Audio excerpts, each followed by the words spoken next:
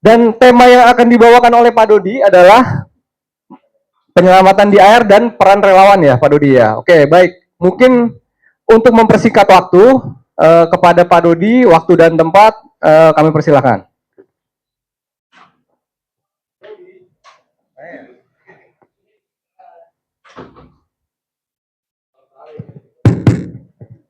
Bismillahirrahmanirrahim. Assalamualaikum warahmatullahi wabarakatuh.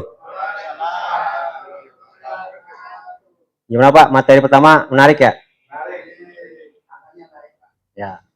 Kalau Bapak masih merasa kurang, berarti Bapak masih pengen belajar. Itu artinya kita nyambung lagi tahun depan. Mudah-mudahan, doain aja. Mudah-mudahan ada pelatihan lanjutan di tahun depan, biar kita langsung praktek di lapangan. Bang itu Pak Malik. Oke, hari ini saya pemateri terakhir, saya akan menyampaikan terkait penyelamatan di air. Karena Pondok Kacang Timur ya sekarang ya, rawan banjir.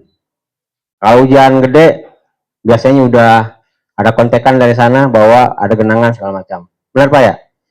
Di Pondok Kacang Timur ada berapa RW? 13. Yang rawan banjir berapa RW? Oh, 3 RW mata aja ya? Pondok Kacang Prima masuk kan? Kampung Bulak? Ya, itu banyak juga itu. Dan jumlah kakaknya pun lumayan banyak ya kan, di atas 200, di atas 400 ya totalnya. 1000. Dan dulu masih ingat terakhir yang dulu orang meninggal 3 orang di sana? Anyut, yang loncat dari apa, yang lagi mandi hujan loncat. Tinggal. Terus ada lagi sebelumnya yang anak-anak main hujanan kakinya masukkan beling sampai segini.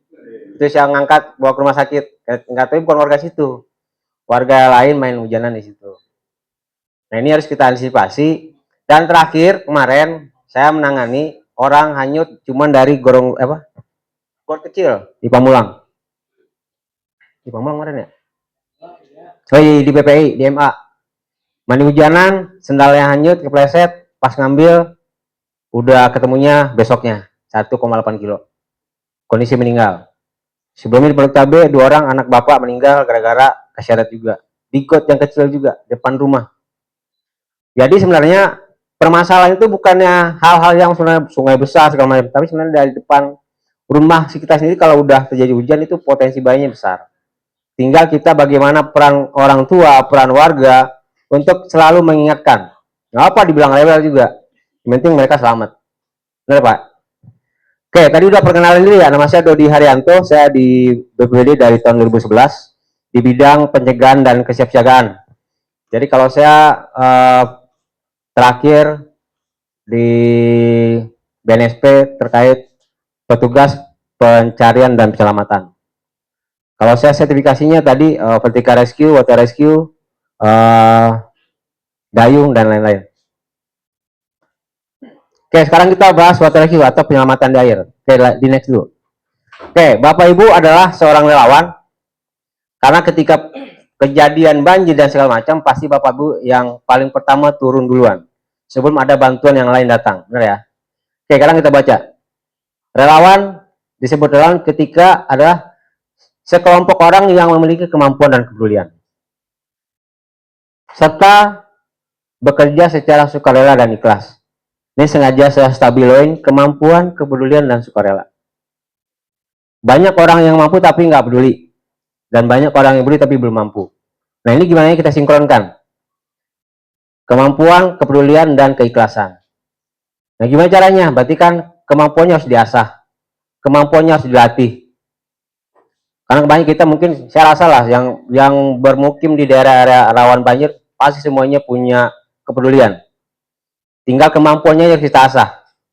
Gimana semua yang berada di lokasi yang rawan ataupun yang tidak rawan mempunyai kemampuan dan pemahaman yang sama terkait teknik penyelamatan agar nggak terjadi lagi ada namanya korban-korban tambahan. Oke, next. Oke, di Perka BNPB nomor 17 tahun 2011 itu ada namanya relawan, ada dibahas tuntas terkait relawan, tugasnya ngapain, kewajibannya ngapain, dan segala macamnya. Dan salah satu poinnya adalah meningkatkan kemampuan dan keterampilan. Jadi relawan itu wajib meningkatkan kemampuan dan keterampilan dan kemampuannya. Jadi ada kewajibannya. Haknya apa? Ya, haknya seperti ini Pak, dilatih. Mereka punya hak untuk dilatih. Dilatihnya apa aja? Tergantung apa yang mau dilatih. Misalkan ibu-ibu PKK mau dilatih di dapur umum, bisa. Nanti diusulkan misalkan di kelurahan, Pak kita bikin pelatihan dapur umum dong, 2 hari misalkan. Karena nggak semua orang itu bisa masak dalam jumlah yang besar. Biasa mungkin masak di rumah 2 liter atau masak 20 liter sekali masak, ya kan? Kaget, biasa ngegoreng cuma sepiring, atau ngegoreng buat 40 orang, ya kan? Buat CRW. Itu kan harus dilatih. Bumbunya gimana, cara masak gimana, itu harus dilatih. Nanti next lah. Oke, lanjut. Oke, sekarang kita bahas terkait penyelamatan di air. Jadi kita bahas faktornya dulu. Ada faktor bahaya. Bahaya itu ada 2 Pak. Subjek dan objek. Ya, subjek itu faktor bahaya dari kita sendiri. Jadi ketika kita mau nolong orang di air, mau nolong orang tenggelam, mau nolong orang hanyut, kita harus bisa membaca kapasitas diri kita dulu. Nah ya Pak, kapasitas diri kita dulu. Kemampuan kita apa? Kita bisa berenang atau enggak? Kita memahami teknik pertolongan atau enggak? Kita bisa bawa perahu apa enggak? Kita mempunyai fisik yang cukup atau enggak? Jadi jangan sampai karena memaksakan diri akhirnya apa? Jumlah korban bertambah. Karena prinsip pertolongan adalah jangan sampai penolong jadi korban. Penolong tetap penolong, korban tetaplah korban.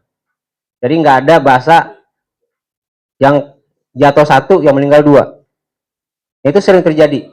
Saya sebagai petugas di BPBD, petugas lapangan juga, itu sering kejadian. Orang mancing, temannya jatuh, ditolong temannya, meninggal 2. Di Cisadane sering. Di Pamulang ada orang berenang, kelelahan di tengah, ditolong temannya dari pinggir, yang meninggal yang nolong. Yang malah yang mau ditolong selamat, justru yang nolong yang meninggal. Nah itu yang sekarang mau kita bahas nih, yang mau kita latih, walaupun nggak praktek di air ya, karena praktek di air itu butuh waktu. Kalau tadi PMI butuh waktu seminggu, kalau saya minimal 3 hari. Oke, kayak gitu pemahamannya. Jadi penolong harus siap dengan dirinya sendiri dulu. Kelengkapannya bagaimana, timnya bagaimana, fisiknya bagaimana, kemampuannya bagaimana. Oke ya, yang kedua faktor objek. Faktor dari tempat yang akan kita terjun. Misalkan banjir. Nah, sekarang Bapak Ibu saya ajak untuk membayangkan. Kira-kira ketika di wilayah Bapak Ibu banjir, faktor bahaya apa yang ada di lingkungan banjir tersebut? Yang mengancam warga Bapak Ibu. Kita harus bisa memetakan faktor bahaya yang ada di banjir itu. Apa aja? Coba. Apa? Binatang buas, setrum. Apalagi? Arus. Ya, air berlimpah zaman banjir. Apa lagi? Ada benda-benda nggak di bawah? Nah, binatang yang di bawah permukaan yang tak terlihat. Itu faktor bahaya yang sangat sering terjadi. Karena kalau hujan, kalau banjir, apapun kesapu kan. Bahkan yang di tong sampah pun keluar. Benar nggak? Bapak biasa buang beling misalkan di tong sampah, pas banjir keluar dia. Ya mungkin yang keinjek bukan kita, tapi orang lain. Tato keinjek, tato berdarah kakinya. Ya kan? Apalagi kira-kira? Lobang. Got-got kecil yang nggak kelihatan kalau banjir. Tato pas diinjek, bles saja. Apalagi? Tadi nggak? Nah, kita harus memetakan sedetail itu. Oh, ternyata di lingkungan saya ada bahaya ini loh potensinya. Jadi ketika ada anak-anak yang main hujanan, dikasih rambu juga, dikasih tahu juga. Dek, jangan main situ ya, situ ada lubang. Dek, kalau main hujanan, tolong pakai alas kaki. Gak apa-apa mereka main, emang udah namanya anak kecil ya kan, mau dilarang gimana. Yang penting mereka pakai alas kaki aja. Minimal kakinya terlindungi karena di dalam permukaan air. Terus ketika area-area yang ada arusnya, kalau bisa dikasih apa namanya mau pagar, mau apa, mau teralis di atasnya apalah. Kalau memang lingkungan nggak mampu, ya bisa diusulkan. Yang penting intinya kita harus memahami potensi bahaya yang ada di lingkungan kita masing-masing. Dan sampaikan itu ke anak kita masing-masing juga. Agar nanti himbauan ini berantai. Oke, ketika hujanan, jangan lihat sini. Ketika ada banjir, jangan lihat sini. Karena Bapak Ibu yang pasti lebih paham. Walaupun nanti BPBD nyampe, mereka juga belum tahu paham situasi di tempat. Pasti nanti mereka nanya lagi ke Bapak Ibu. Benar nggak? Jadi kita pahami faktor bahaya yang ada di lingkungan kita masing-masing dulu. Oh, di sini ada sungai, di sini ada gorong-gorong. Alirannya ke sini, ke sini, ke sini. Di situ ada air ketemu misalkan. Dan ada pusaran. Nah, Bapak Ibu yang lebih paham. Jangan sampai anak-anak kita terjebak atau masuk ke situ. Oke, lanjut. Nah, ini. Ini saya gambarkan sebuah danau. Nanti ada lagi, ada sungai, ada ombak. Sekarang kita belajar membaca. Membaca danau. Kira-kira di danau ini ada potensi bahaya apa sih? Ketika ibu mau berenang atau ibu bapak mau masuk ke dalam danau itu. Mau beraktivitas di danau itu. Ada faktor bahaya apa yang di danau? Buaya. Buaya, kadal, lintah ya. Kita kategorikan binatang lah ya. Binatang buas atau apa. Apalagi? Lumpur. Apalagi? Arus. Kalau di danau kita apa? Kalau ini mungkinlah bersih, saya lihat. Kalau kita bayangin di danau kita lah. Kalau Penukaran ada situ perigi. Nah, bayangin ada potensi bahaya apa di situ? Kedalaman. Lagi. Sampah ada nggak? Tunggak-tunggak di bawah itu ada nggak? Patok-patok yang nancep bambu itu ada nggak? Ada ya. Apalagi? Nanti saya kasih tahu kenapa sih kita harus belajar memetakan. Oke, kita pahami ya. Di danau ini ada faktor bahaya, ada tunggak, ada kedalaman, ada arus, ada apa tadi? Ada binatang buas dan lain-lain. Ada lumpur. Oke, kita kantongin dulu tuh faktor bahaya yang ada di danau. Lanjut. Sekarang kita ngomongin sungai. Faktor bahaya apa ya, Bapak, ketika Bapak ngeliat sungai tersebut? Arus deras, apalagi? Batu, longsor, batang kayu, binatang buas. Lebih kompleks lagi kan bahayanya. Lebih bertambah lagi tuh daripada yang tadi, karena ada arus, ada batu. Dan kalau kita masuk ke sungai, kalau saya di dunia pelatihan tuh kita harus bisa membaca arus. Jadi arus tuh ada yang mematikan, ada yang menyelamatkan. Jadi ada apa mainstream, ada standing wave namanya, ada undercut, ada hall. Hall tuh kalau kita masuk diputar di dalam, Pak, di blender di dalam tuh, nggak keluar-keluar. Keluar pas sudah 3 jam baru dikeluarin, udah mati. Digulung di dalam tuh. Lagi standing wave. Yang kalau kita masuk perahu situ, perahu kita balik. Ada edis yang kalau kita ke sana, kita selamat. Karena kita berada di area tenang di dalam sebuah arus. Nah, ini arus utama nih. Nah, ini harus diam nih. Ini harus aman nih. Jadi ketika tim pencarian itu biasanya dia ketika dia nyusur sini nggak temu, dia istirahat di sini. Karena perahu dia akan tenang di situ, nggak bakal terbawa arus. Itu kalau sungai. Jadi nggak sembarangan juga orang yang bisa terjun ke sungai. Dia bisa melihat perahu, membaca arus dan lain-lain. Nah, di bawah situ apa? Ada batu. Berarti kita harus safety. Yang tadi, yang faktor subjek tadi. Kita harus bisa mempersiapkan diri kita untuk masuk ke dalamnya. Oke, lanjut. Nah, ini ada laut. Bapak Ibu yang suka ke laut, yang suka ke pantai lah, yang suka mancing, ada faktor bahaya apa di laut? Apa? Ombak. Pasti ombak. Lagi? Karang, ya. Angin. Lagi? Bapak pernah baca ini nggak? Rip current. Ombak, kelihatan laut itu tenang, tapi ketika Bapak berenang di situ, dia kesedot ke dalam. Makin lama makin jauh.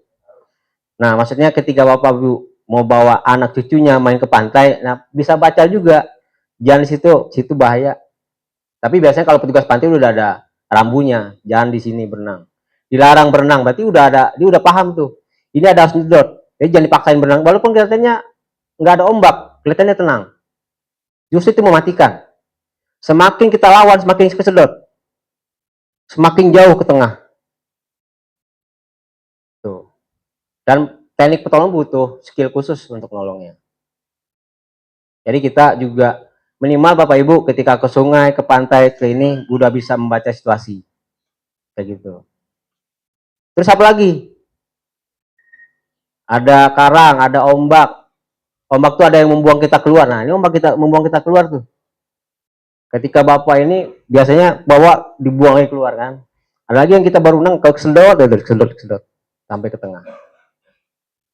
Ada karang, ada ombak, ikan paus, binatang buas juga, ikan julung-julung, cumi-cumi, ikan sepat,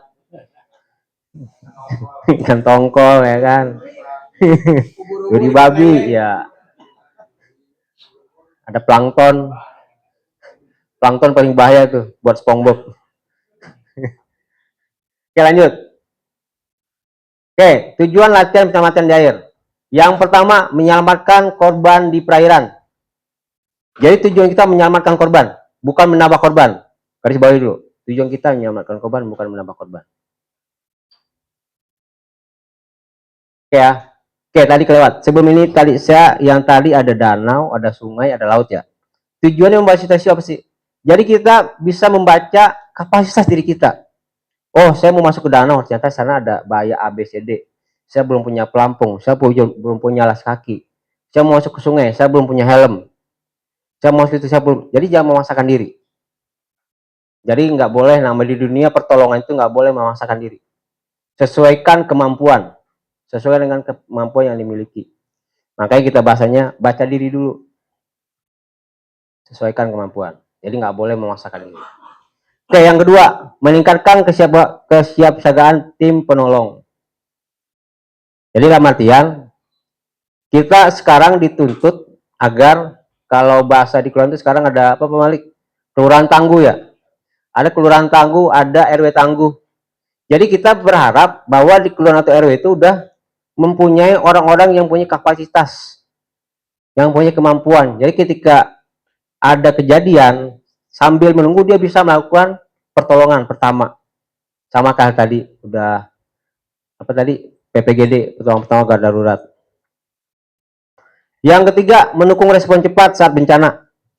Yang keempat, memberdayakan masyarakat. Yang lima, meminimalisir jumlah korban. Meminimalisir. Kemarin apa? Seandainya saja kemarin security di sana punya tali segini aja nih, yang harganya cuma 300 sampai 500 ribu, satu nyawa bisa tertolong. Jadi saya harap Bapak Ibu juga ke depan minimal yang rumahnya pinggir kali, air pinggir kali, dibekali security-nya dengan ini. Dua-dua. Cara pakainya nanti saya praktekin. Oke lanjut. Oke, kemampuan yang harus dimiliki oleh seorang petugas penyelamat. Yang pertama, bisa berenang. Nah, bisa berenang enggak ya kan? Saya mau nolong orang tenggelam di danau. Nah, bisa berenang enggak? Enggak, tapi itu ponakan saya ya kan. Mau siapapun itu kalau Bapak nggak punya kemampuan, jangan memaksakan diri. Minimalisir korban. Jangan sampai menambah korban. Oh, itu tadi tetangga saya hanyut sungai. Udah banyak tuh kejadian. Bahwa saudara sekolahnya dia udah menyebur aja tanpa pakai APD, tanpa punya kemampuan.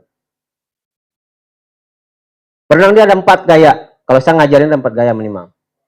Yang pertama, jangan pakai gaya dada ya kan, tenggelam. Gaya batu ya kan. Yang pertama, asukasi adalah gaya renang kayak bebas yang biasalah. Yang kedua, gaya dada. Yang ketiga, gaya punggung. Yang keempat, gaya gunting.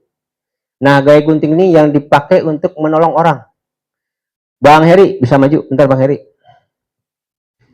Nah, tadi ini dia berenang pakai gaya biasa tuh.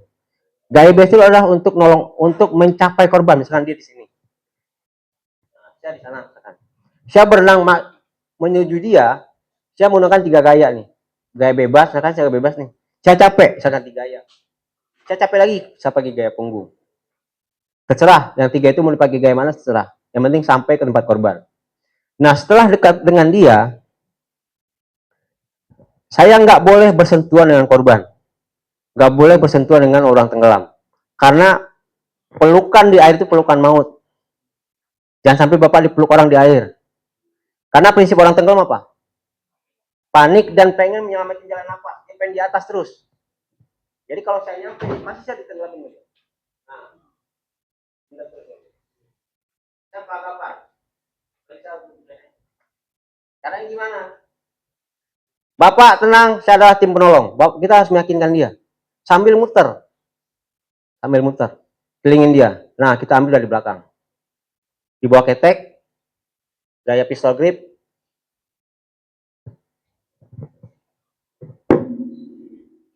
Nah, caranya. Kenapa begini? Kenapa di bawah ketek? Bayangin kalau saya nolong dia, langsung gini. Aman nggak gini? Oke. Aman nggak? Enggak. Ada di panik. Bisa aja dibeli badan. Dan balik. Dia balik. Tapi kalau saya pakai gaya gini, coba dia berontak. Nggak bisa berontak. Posisi badan. Dia muter ini saya tahan, dia muter ini saya tahan. Beda dengan ini, dia bergerak bebas. Bisa bebas, mana dia gerak. Bisa balik badan. Nah, cara nolongnya, titik solid, yang pertama di gaya gunting. Tangan mengayuh, kaki seperti gunting. Nah, jalan nafas dia aman, karena menghadap ke atas. Jadi saya nggak cuma naik di sini. Kalau saya tarik, takutnya kepala dia nggak ke bawah, air masuk ke mulut dan hidung. Jadi maksud nafas parah. Jadi kita harus menyelamatkan aman diri kita dan aman untuk kita.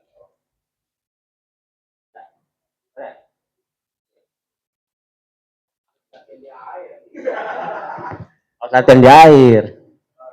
Syaratnya renangnya 50 meter minimal. Oke, yang kedua, dapat mengoperasikan perahu karet. Nah, ini penting. Karena sering juga orang udah pakai perahu muter-muter. Makanya semua harus dilatih sih. Semua harus dilatih. Udah punya dulu, udah pernah saya kasih. Cuman udah dulu. Ngasih 3 dulu di situ. Tahun 2000 berapa itu dulu? 2012. Hah? Saya nggak tahu ke RW berapa itu. Nah, gini Pak. Sekarang di BPBD kita cuma lebih banyak mengakomodir itu permintaan F1 dari masyarakat ke kelurahan. Nanti kelurahan yang dioper lagi ke BPBD. Jadi yang kita belanjakan permintaan dari F1 masyarakat. Kayak gitu. Kemarin di Pamulang Timur permintaan masyarakat minta 3 perahu dan direalisasi dapat 3 perahu. Itu permintaan F1 kelurahan, bukan stok dari kita. Enggak ada. Justru kita kurang perahu, Pak. Sekali banjir itu 20 titik. Kita tinggal perahu punya yang standby sekarang tinggal 4.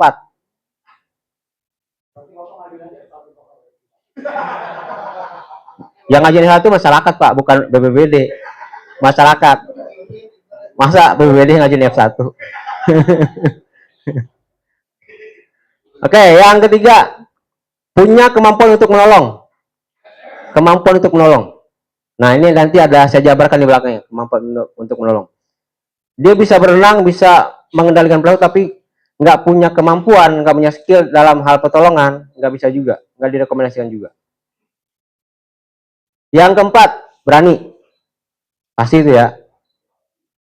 Yang keempat, yang kelima punya niat, sehat dan percaya diri.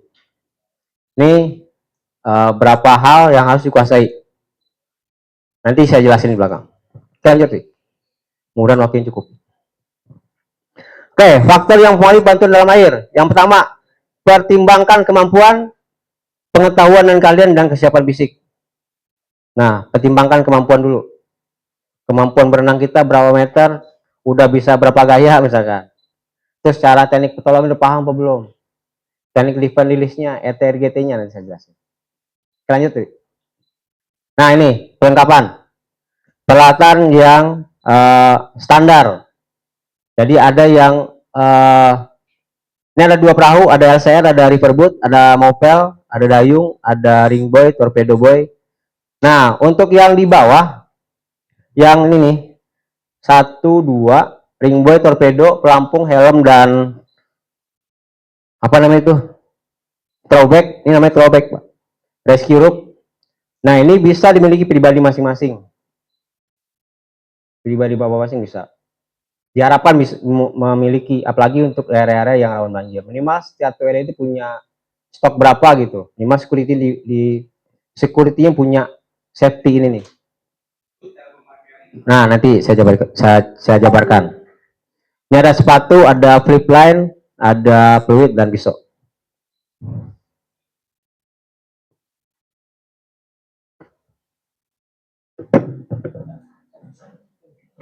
Ini namanya adalah rescue atau tali lempar atau throwback. Ini panjangnya di sini ada bervariasi, ada 15, ada 20 meter, ada 25 meter. Berarti gampang kita bisa nolong orang yang tenggelam dengan jarak 20 meter atau 20 meter. Nah, caranya gimana? Ini 1 meter kita keluarin dulu, perpegangan tangan. Nah, ini kita lempar. Ini karena ada orang jatuh ke air. Tarik. Nah, kita lempar. Nah, dia kembali ke darat, balik ke darat. Kalau kalian tahu, apa kita tarik? Fokus ini sebagai pelampung. Kenapa saya suruh balik ke darat? Karena saya pengen orang yang pertama itu jalan nafasnya nggak terganggu, nggak kena air, nggak masuk air. Ya, jadi apa? Coba ini kalau saya tarik mentar ini aja. Nah, terus ada apa? Ya, kalau nggak gini mama.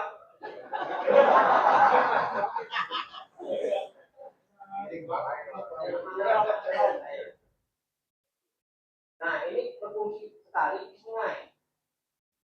Sungai, karena kita ngomongin turun sungai itu banyak air. Jadi kalau ada langsung apa aja. Nah, walaupun dia di bawah sistem nih, kita tinggal kan dia takut ke bawah nih. Nah, ini cara mereka. Saya tinggal pegang dia sini. Pertahanan. Jadi kalau kena ke bawah, mas kalau masih kurang tambah satu lagi gas. Sampai dia ketahan nih. Nah, sampai nanti perlahan tertarik kali ini. Sampai dia mendekat kalau terdekat. Harus segera. Ya. Itu ya, Pak. Ini kalau nggak ada arus nggak ya? Kalau di sungai, kalau ada bocah. Jadi yang ditolak pun paham ya. Ya. Nah, ini malam. Ini harus diedukasi yang ditolong. Ya, dia nambah. Tadi nambah. Nah, kalau malam pun enggak gelap, saya. Nah, cara dulunya, saya juga sepakat di sini. Di tangan ada 5, 4 di bawah, tapi di atas jempol. 1, 2, 3, 4, 1, 2, 3, 4. Ini nggak boleh dulu masukin. Terus harus lebar 4 ya. Jadi setiap 5 hitungan dorong. Dan di bawah ini nggak apa-apa. Ada yang masuk semua. Itu pasti nggak kusut ya. Jadi gini, kalau kusut itu jadi gimana? Ketika saya tarik, dia ngikut, saya mengikut, kusut. Tapi ketika talinya udah mengikut, tapi dia nggak kusut.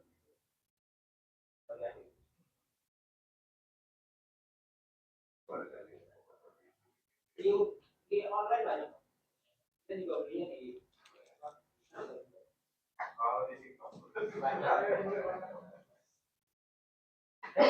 safety utama untuk yang pemukimannya di area sungai. Di bawah pinggir air tapi bisa menyelamatkan. Dan awet kita nggak bisa ganti tapi ini pakai terus berarti nggak hilang. Nah, throwback, throw bahasa Inggris. Atau dalam ya, cuma dia beda tangan tali aja. Terus dia ada dua jenis juga. Tadi saya lempar. Kan lemparan saya itu gagal nih, karena saya lempar nggak menang. Orang udah hanyut. Nah, kita pakai teknik dua namanya.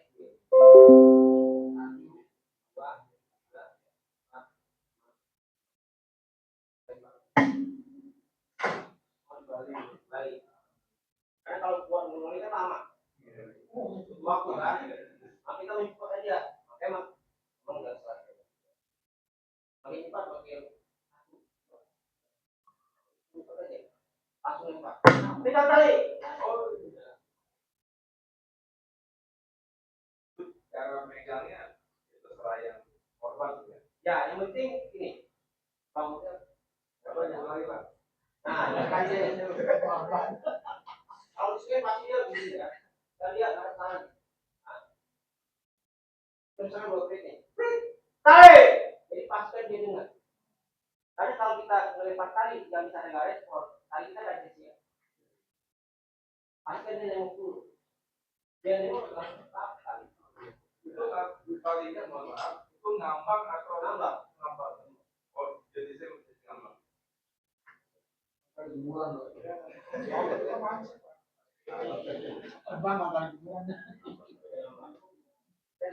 Nah, atau apa?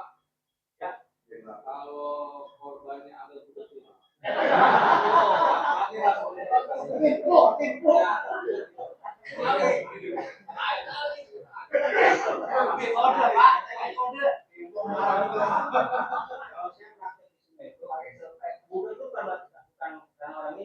Ada situasi kondisi lapangan harus ada di hitam atau orang ramai. Nah, makanya biasanya kalau saya di kalau kita hindari dari kita.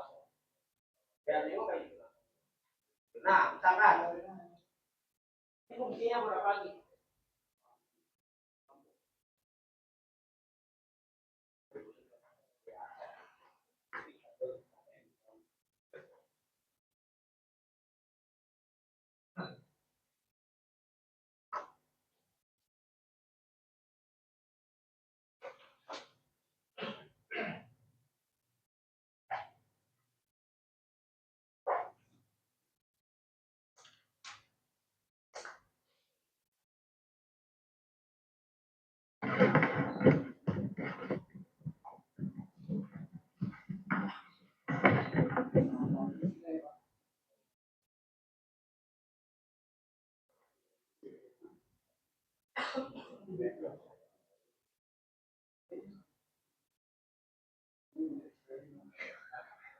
Nah, ini kalau saya biasanya kalau sini ada anak itu, ini namanya strong swimmer atau perenang kuat lah.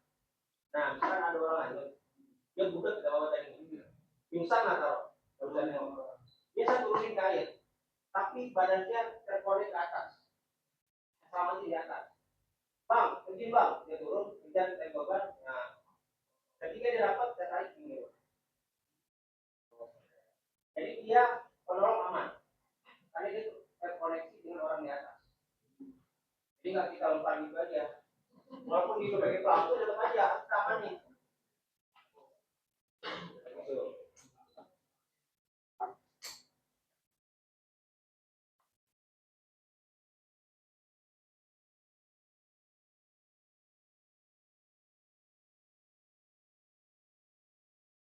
Nah, biasanya ini buat saya pelatihan sendiri.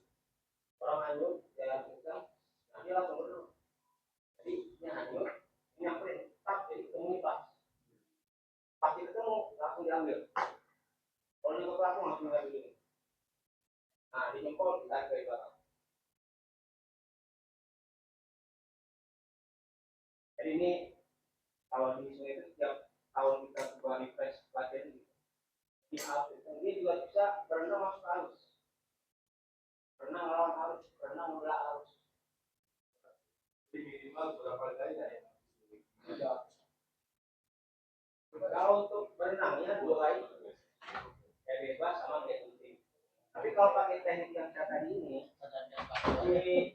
penolong untuk bawa korban ke atas juga nggak pakai itu, nggak bisa. Sama orang di atas. Kami kasih tahu info, dia ini udah megang korban. Korban ini penolong, nah saya yang megang di atas. Nah saya juga itu dua orang. Saya mau mencari kan, nah saya backup lagi di belakang. Kan kalau itu nggak bisa kita sendiri. Ini juga. Nah ini kan harus juga saling memahami tugas dan fungsinya. Yang satu berenang nggak mungkin orang berenang. Pasti orang yang ikut itu berenang. Pasti orang yang siap dalam hal metode dan melakukan pertolongan di air. Dan sampai dia satu luka air, tahu dia tenggelam juga di air.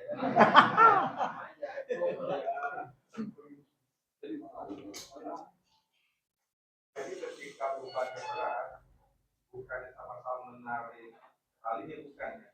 Bukan, tapi tubuh si tali itu ya.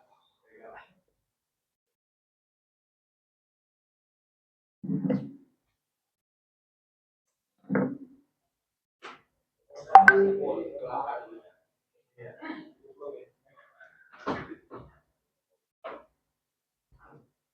Kayaknya juga latihan Pak, bukan orang yang bayar-bayar saya. Nanti ada. Terus, ini aneh aku.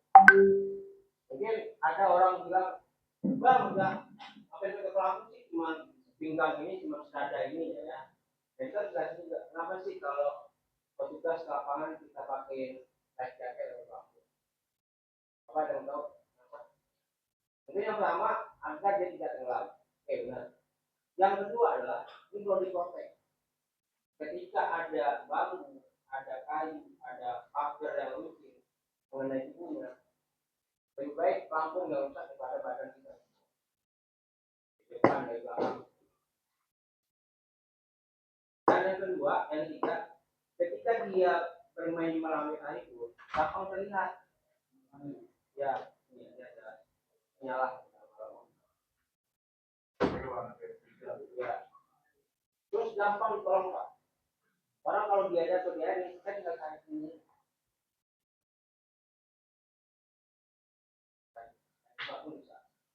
Ada yang lebih aman di sini. Kalau balik, kalau balik, nggak bisa.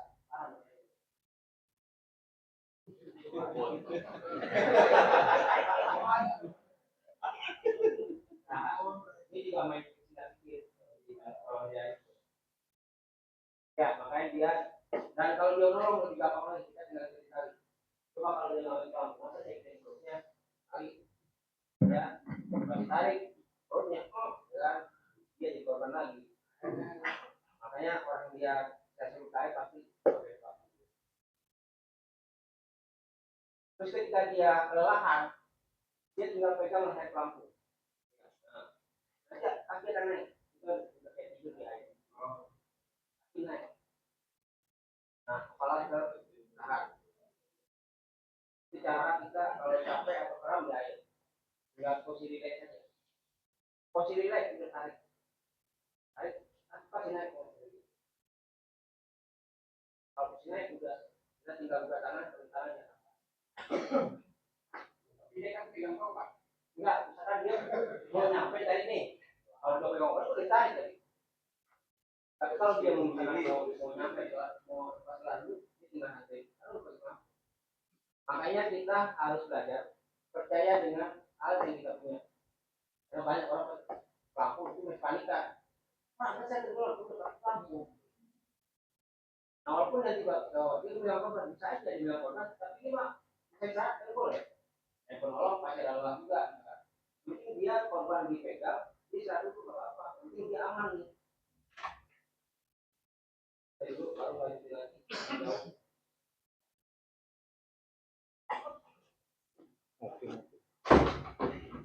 Ini namanya yang merah itu sama sini. Live. Ini untuk menarik perahu yang terbalik. Sekarang perahu kita mau masuk arus balik. Biar posisi normal lagi. Perahu klik, perahu balik, perahu. Oke,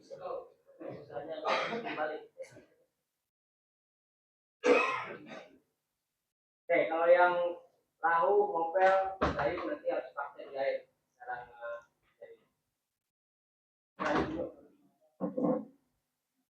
Nah, ini metode pertolongan yang harus kita pahami. Reach, throw, row, go, throw, and carry. Reach, throw, row, go, throw, and carry. Jadi ada 5 tahapan dalam pertolongan di air. Reach itu apa, throw itu apa, row itu apa, go itu apa, nanti saya jelasin. Oke, next. Reach adalah pertolongan yang dilakukan dari pinggir kolam atau dermaga dengan cara menjangkau korban karena posisi di pinggir atau dengan menggunakan alat seperti tiang, kayu, dan lain-lain. Jadi dalam 5 tahapan tadi, reach, throw, row, go, tow, and carry tadi, 3 diantaranya posisi penolong dalam keadaan kering. Karena penolong ini nggak wajib basah, nggak wajib terjun ke air. Bapak pernah lihat orang tenggelam di kolam renang? Nah, kita nolong nggak harus terjun, kecuali memang balita kecil lah, bisa lah kita tanya. Tapi kalau sepantar sama kita, usahakan jangan terjun. Pakai dengan apa? Pakai galah, pakai gagang sapu, pakai apa aja yang ada di pinggir. Hah? Lempar ban. Yang penting kita posisi kita aman dulu nih buat nolong. Jangan sampai kita terjun, nah nambah risikonya naik, risikonya tinggi. Oke ya, ini teknik reach namanya, menjangkau dari pinggir dengan menggunakan alat yang ada. Misalkan orang yang jatuh di kali, nah di pinggir itu ada galah atau apalah, nah pakai itu dulu buat nolong. Oke ya, ini posisi penolong dalam keadaan kering. Yang kedua, lanjut. Throw merupakan teknik lanjutan metode jangkauan di mana pertolongan dilakukan dengan cara melempar alat. Karena langkah pertama tadi gagal. Karena kita mau nolong pakai sapu atau pakai galah, orangnya terlalu jauh, nggak nyampe. Nah, kita pakai teknik throw. Nih, pakai gaya ini. Melempar tali, yang kayak tadi saya sampaikan. Nah, cara lemparnya gimana? Ada tiga teknik.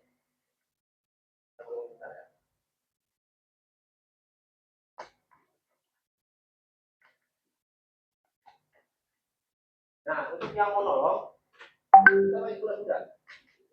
Jadi yang ini, pas nolong, tali. Nah, tali pendek jangkauan. Kita pastikan isi dalamnya terurai semua. Pengennya. Dan menjangkau korban.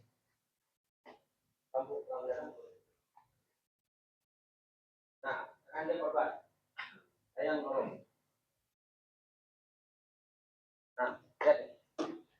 Kita pastikan ada kuda-kuda dulu. Jadi ada tahanan di depan. Ini namanya lemparan dari bawah. Tali. Nah, dia nengok, coba nengok, Pak. Nah, kalau nggak nengok dia buka. Tali. Nah, baru saya lempar. Tap. Nah, ini pastikan yang sebelah tangan kiri kita megang tali lebihannya. Dan kita lempar yang kantongnya. Tali. Tap. Nah, pastikan ini apa? Tali melangkai kepala dia. Jadi ngelewatin orang. Nah, ngelewatin orang. Nah, balik badan. Kalau tadi dari bahu, kita lihat tuh. Ya, ya. Apa? Yang keduanya dari samping. Nah, dari samping kita melempar dari bawah, nyangkut ke pohon. Karena sering saya ngelakuin gitu. Jadi malunya ke atas. Jadi, nah kita lempar ban dulu. Nah, kalau dari bawah nggak bisa, dari samping. Dari samping. Ini menyesuaikan dengan kondisi medan, kondisi di lapangan. Kalau misalkan banyak orang di sebelah kita, jangan pakai samping, akhirnya nyangkut ini kali. Atau ada pohon segala macam. Nah, yang ketiga dari atas. Ini dikembalikan sesuai dengan kekuatan masing-masing. Oh, saya lihat atas bang, ya lebih enak lihat atas. Stop. Atas. Tiga lemparan dan satu teknik lagi yang terakhir tadi, teknik wheel. lemparan pertama gagal, kita pakai lemparan kedua.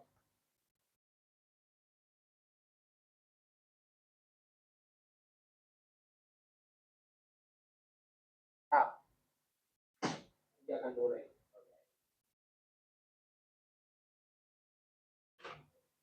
Tadi itu ada yang mau tanya? Udah. Oke, yang ketiga. Teknik row. Nah ini ketiga langkah, pertama langkah kedua gagal. Kenapa? Karena jaraknya jauh. Jadi harus membutuhkan pertolongan bantuan perahu. Misalnya tengah danau, tengah laut. Nah syaratnya apa ini? Untuk menggunakan teknik row ini syaratnya APD pasti. Tuh, lagi. Bisa menggunakan perahu. Lagi. Bisa berenang. Oke. Harus ada perahu. Nah, benar, harus ada perahu. Kalau jauh, harus bisa pakai mobil. Kalau sempel, nama mesin. Kalau nggak pakai mobil, pakai perahu, itu misalkan pakai dayung, harus bisa menggunakan perahu. Dan sampai yang kita tolong di sana, kita muter-muter sini. Kalau bang, sabar, saya mau muter nih. Nah, itu sering terjadi ya. Yang bawa perahu ini nggak bisa mengendalikan perahu. Perahu muter-muter. Saya sengaja mobil ya belum nyampe. Berapa amat bang? Iya pak, perahu muter-muter tadi. Itu pernah nggak kejadian? Nah, pak. Pernah. Sering, pernah sering. Karena yang orang bilang yang turun ke lapangan ini kadang-kadang orang yang belum terlatih. Atau dia duduk kali ya? Ya. Atau dia juga kebawa arus segala macam. Makanya semua latih rutin. Terus Padahal jangan dulu.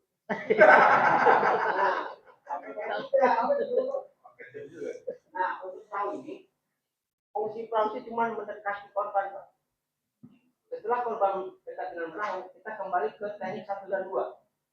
Teknik rig atau tow. Jadi kita pastikan dulu posisi perahu kita ini aman. Nggak ke bawah arus, nggak apa lagi. Aman untuk nolong korban. Nah, setelah aman, baru kita nanti pakai peran korban ada di peran arus. Nah, jangan dipaksakan kita bawa perahu ke sana. Atau korban ada di seberang sana. Ketika perahu kita masuk, perahu kita yang terjebak. Jadi dipaksakan. Jadi kita lempar ke kali aja. Jadi biar orang bisa tarik perahu. Ya. Jadi kita 3 teknik ini, penolong masih kering. Enggak? Penolong masih kering. Penolong belum jebur. Nah, sekarang ada namanya teknik buat ngangkat lagi. Nah, sekarang dia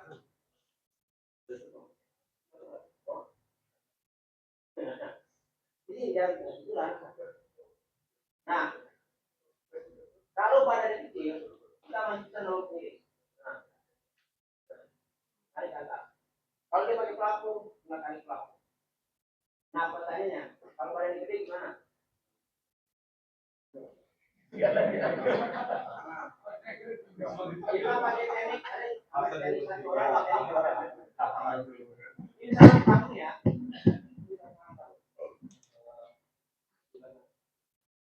Nah, tangannya masuk.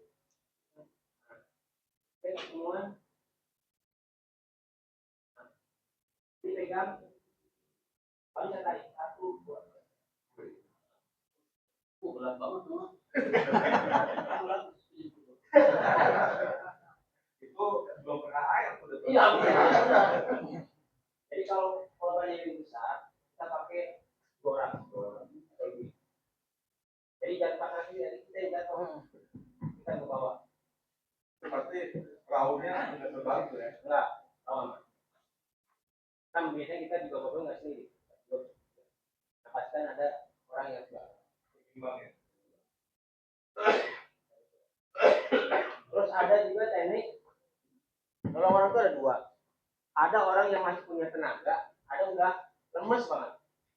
Kalau dia masih punya tenaga, dia tinggal tahun ini kan ada tali. Ya, tali kan. Dia tinggal dia pegang tali. Tali kita tinggal bantu dikit, langsung naik. Tapi kalau untuk yang tadi itu udah lemes. Udah lemah ya? Udah lemah kalau udah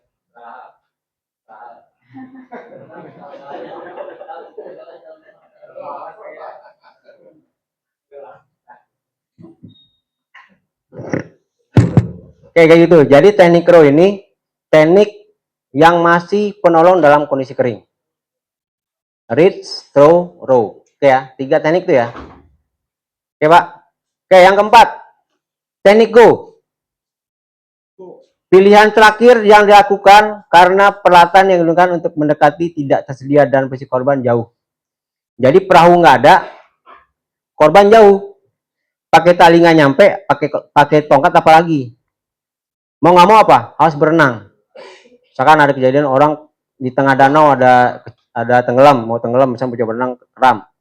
Perahu nggak ada, pakai tali nggak nyampe atau tali nggak punya. Mau nggak mau berenang dong. Nah, syaratnya apa? Kalau untuk ini bisa berenang pasti. Misalkan jarak dari kita pinggir ke korban 50 meter, 30 meter lah taruh. Berarti kita harus memiliki kemampuan berenang berapa meter? 2 kali lipat. 60 ya. 2 kali lipat minimal. Karena kita harus jemput dan kembali. Ya kan? Nah, sampai jemput doang nggak balik-balik. Oke. Nah, setelah dekat korban, kita upayakan jangan bersentuhan dengan korban. Tapi kita dari pinggir itu bawa alat bantu, Pak. Misalkan ada drigen, bawa drigen, ada galon, bawa galon. Ada pelampung lebih baik, bawa pelampung. Jadi ketika dia korban, kita tetap jaga jarak. Misalkan dia coba orang tenggelam minum, ini belakang gitu. Nah, kita kasih aja nih. Nah, jadi kita nggak bersentuhan dengan dia. Oke? Nah, nggak usah dipakai nggak apa-apa. Karena ini ngapa? Dia pun dia udah ngapa.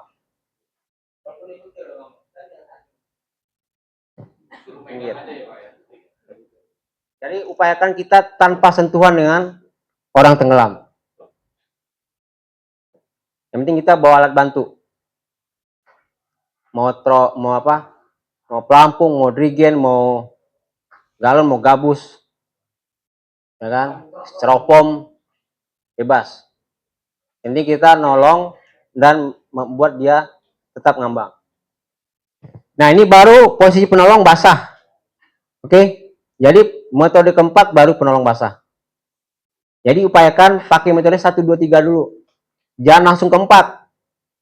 1 nggak bisa, 2 nggak bisa, 3 nggak bisa, baru 4. Jadi jangan orang dekat doang langsung nyebur. Orang situ doang langsung nyebur, ya kan? Iya, karena nggak terjangkau dengan alat yang ada. Pakai galah nggak nyampe, pakai tali nggak nyampe, perahu nggak ada, ya kan? Alternatif ini, alternatif terakhir.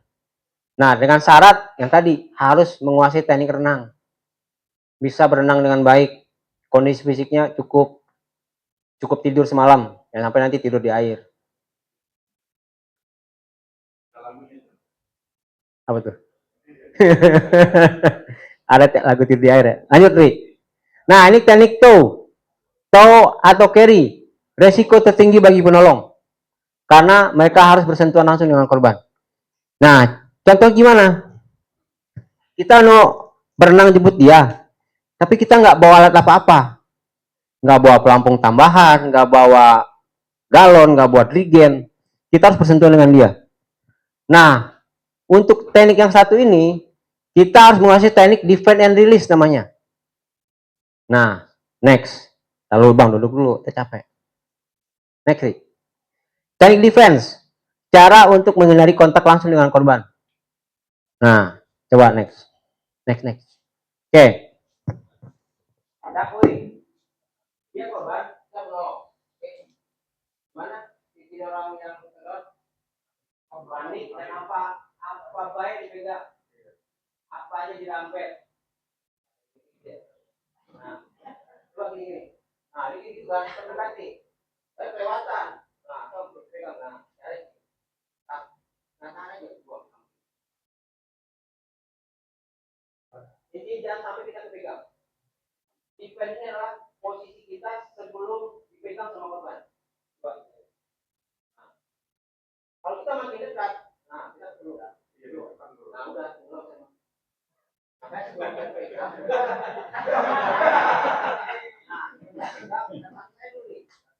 Nah, ambil dari belakang, Pak. Belakang buang.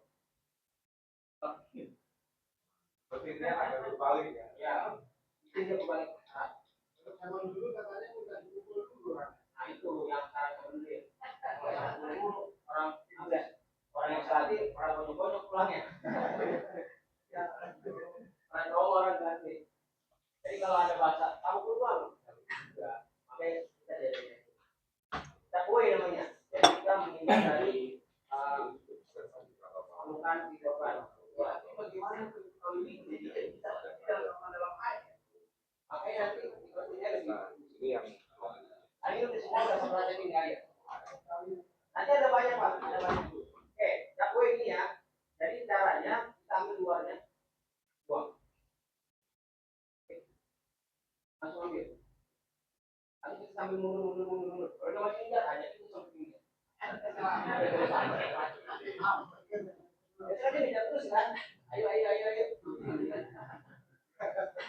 Ada sih. Kita loh, kamu kerja. Kita ini, kita. Ya kan? Ini yang kedua. jadi malah kiri tadi. Ya. Yang blok, jadi menghalangi dengan kaki. Misalnya kayak kita tadi nih, kalau di air kan pak, kita tinggal taruh kaki saja ini terus. Ini enak kan? Malas ya. Oke lanjut. Nah ini alblok, jadi menghalangi dengan tangan. Nah, dia menghalangi. Jadi pegangan tangan dia saya halangi. Dia mau mengambil saya tangkap dua. Kalau dia masih ngamuk, saya mundur aja. Sampai tangan saya terbuka. Yang keempat, boleh mengangkat siku. Nah, dia misalkan dari belakang sini. Nah, saya gini. Saya sambil nyelam ya. Karena kalau kita sambil nyelam, itu yang mudah. Sambil nyelam, tangannya buang. Ini pasti mungkin. Saya sama nih. Oh, pasti mungkin. Kemudian tangan dia turun. Saya pegang dulu. Ya. Kalau dia marah juga. Ini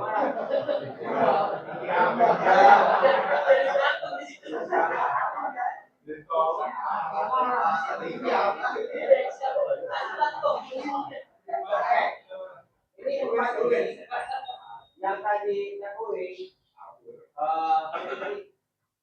backload dan emboli segala macam, itu baru dari defense bertahan. Kita belum pegang. Nah, sekarang kalau kita pegang gimana? Nih, gas on one up, memutar tangan dan menaikkan gas tangan. Nah, misalnya dari dia coba pegang tangan saya. Ini pegang dulunya. Nah, nih, belum pegang nih. Siap, posisi apa? Kalau ini nggak saya lepasin, tangannya pasti berambil ke sini. 50% pengawasan bilang enggak. Nah, cara gimana? Sebelumnya pegang yang lain, kita lepas dulu nih. Tangan kosong, buang. Sampai kita mundur ya. Kita mundur. Atau juga bisa kita putar aja.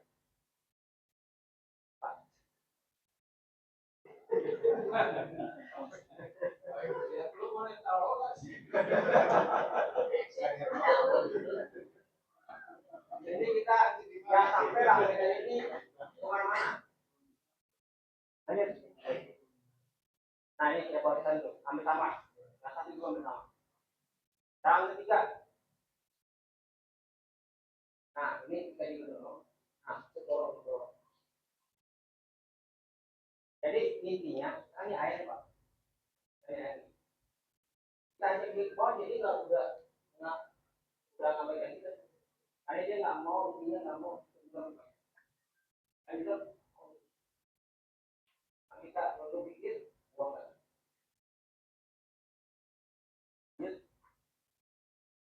Nah ini front head on to mendorong tubuh ke atas. Nah sekarang ini pegang nih.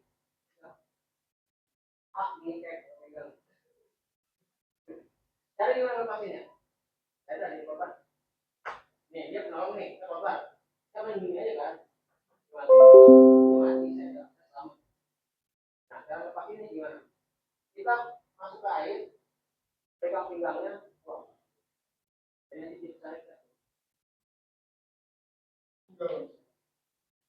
Ya, harus tengah-tengah. Ya, itu ya. Jadi ini kita ajak masuk ke air dikit, ikan pinggangnya, pasti ini langsung lemas di dalamnya. Nanti kita dalam air. Di dalam air terlihat. Jadi saya tarik. Kalau airnya deras, ini kita nol. Kalau arus deras beda lagi kayak tadi. Jadi ada dua metode. Kalau arus deras, penolong wajib pakai pelampung.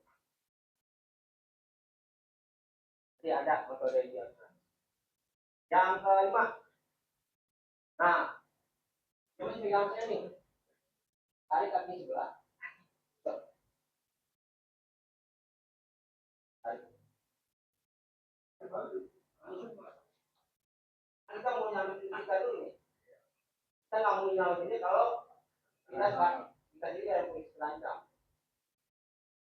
Nah, putar, balik, lalu nanti bunyi ambil. Intinya, tolong korban itu supaya kita dari belakang. Dan dari depan dia. Nah, dari depan. Jangan berhadapan. Baik dari belakang. Kalau dia masih lihat kita nih, kita puterin aja terus. Ayo. Nah, dia lengah, masuk. Bapak tenang. Bapak mau saya tolong. Yang lawan nih, misalnya. Ayo. Ini cuma saya enak. Gitu. Yang keenam. Nah, dari belakang. Tadi kuat dong pegangannya. Nah, kita sama. Kita masuk ke dalam air. Pegang pinggangnya dua.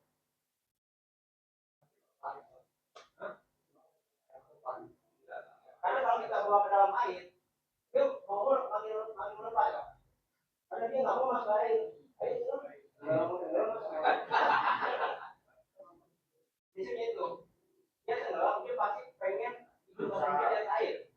Pas ketika kita bawa ke dalam, pasti dia mau. Sudah gitu. Nah ini loh, pasti kalau mau di atas, pasti dia pengen video itu. Ya kan? Nanti di bawah. Yang ketujuh. Nah. Satu tarik ke atas, satu bong.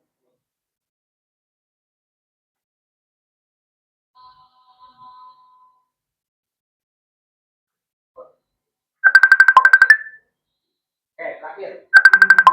Kalau kita cukup itu gimana? Dalam apa ada dua di kanan.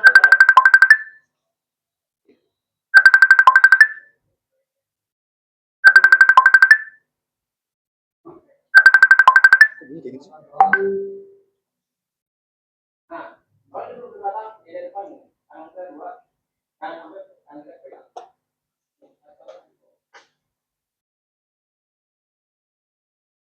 Pasti langsung lepas. Satu ke atas, satu ke bawah. Kalau misalkan kita mendorong nggak kuat nih, nah, pas dia muter, long. Nah,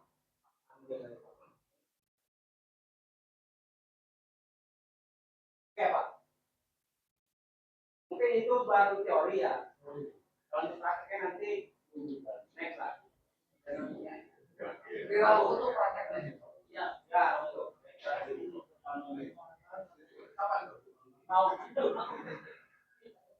Nah, untuk yang ada kalau kita sini berapa orang? Ada? Kalau kita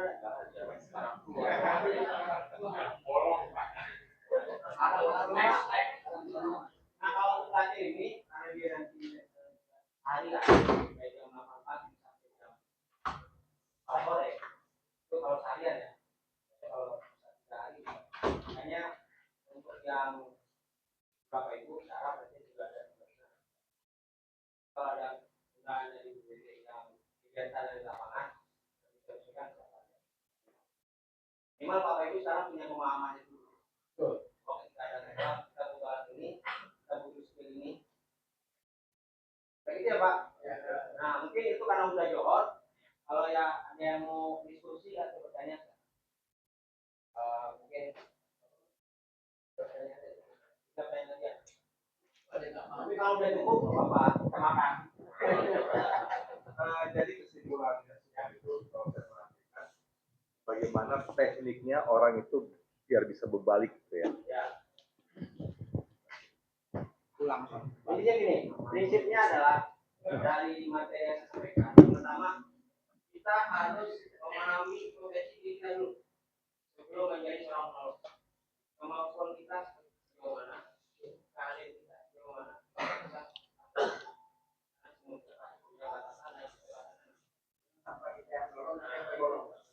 Prinsip pertolongan adalah penolong tetap penolong, korban ditolong. Korban bukan nasib korban. Sekarang saya ditampilkan untuk jadi sebagai kronolog dan sebagai korban. Mainkan sesuai dengan hasil masing-masing. Maka tidak banjir dari ini. Ya. Kalau saya jangan banjir. Banjir lah. Apa yang bersyukur? Itu Pak lagi mungkin.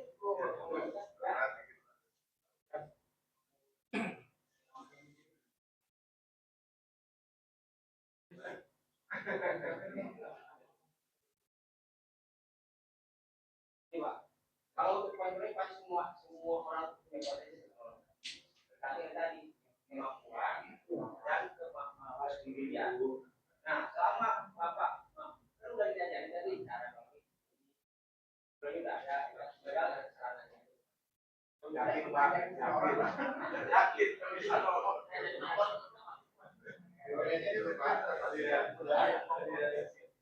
Pak, jangan dulu aja.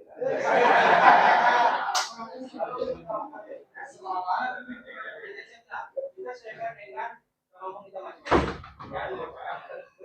Jadi kita harus punya batasan juga. Oh ini bukan kemampuan saya nggak mampu. Nah kasih ke orang gitu. Nggak boleh apa. Jadi nggak dalam menuntut orang itu nggak boleh ada namanya kemaksaan dan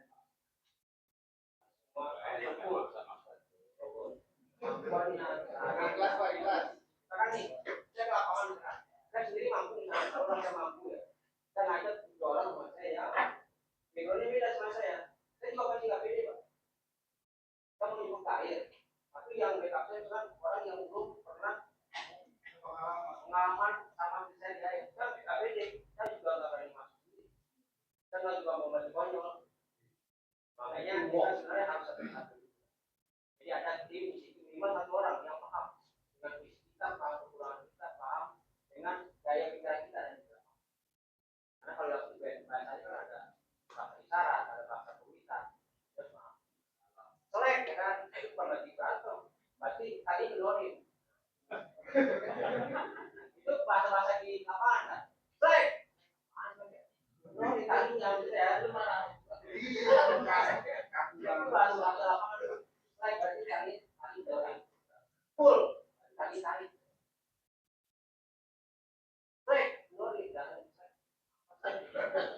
Nanti yang dibawa kalau saya bilang selek berarti saya harus polisi untuk tali tambahan. Karena kalau masih polisi itu kan selek nggak mau. Saya udah saya mati ya. Mati gara-gara informasinya nyampe ke atas. Kayak tangga aja.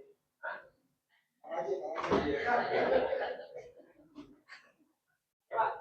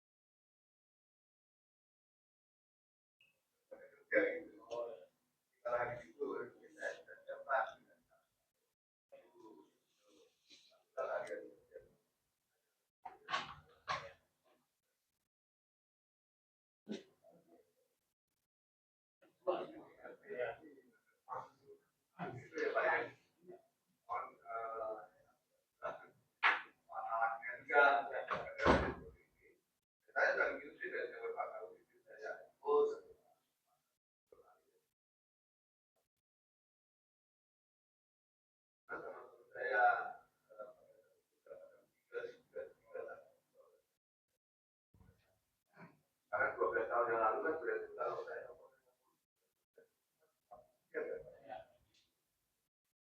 pelatihan di ada itu ada juga. Kalau di mana ada?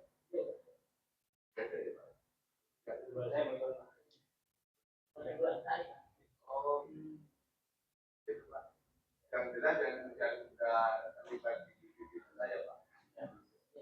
Masalah ditanyakan terlalu banyak tadi muncul kan tadi yang kita betul-betul tapi kalau Pak Iwan betul-betul tapi dari kita nanti tahu sih ketika memang sudah lama tak buat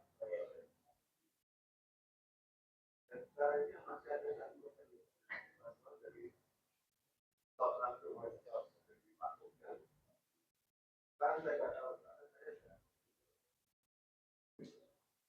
kita sama dia bisa dapat sesuatu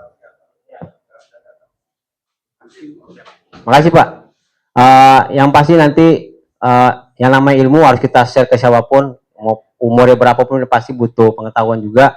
Tapi untuk nanti di lapangan, kita minta yang mudah-mudah dikirim juga kalau nanti ada undangan untuk pelatihan yang di lapangan, gitu Pak. Terus untuk tali tadi tambahan, ini juga bisa kita fungsikan untuk bikin jalur. Misalkan arus deras tadi buat orang nyebrang, nah kita bikin jalur kayak pegangan pakai tali ini. Jadi tali multifungsi sebenarnya Pak. Jadi bisa gunakan buat apapun. Mungkin kayak gitu Pak ya. Nah, nanti di bawah GoPay Pak. Ada yang 2,5, ada yang 300. Begitu nggak mahal kok. Mungkin itu Pak ya. Sekian dari saya. Kurang lebih mohon maaf. Nanti kita ketemu lagi di pertemuan berikutnya.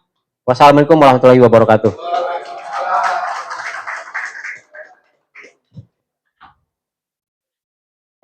Baik Bapak Ibu, kami segenap panitia mengucapkan terima kasih yang sebanyak-banyaknya karena telah hadir dalam rangkaian kegiatan kami selama 2 hari.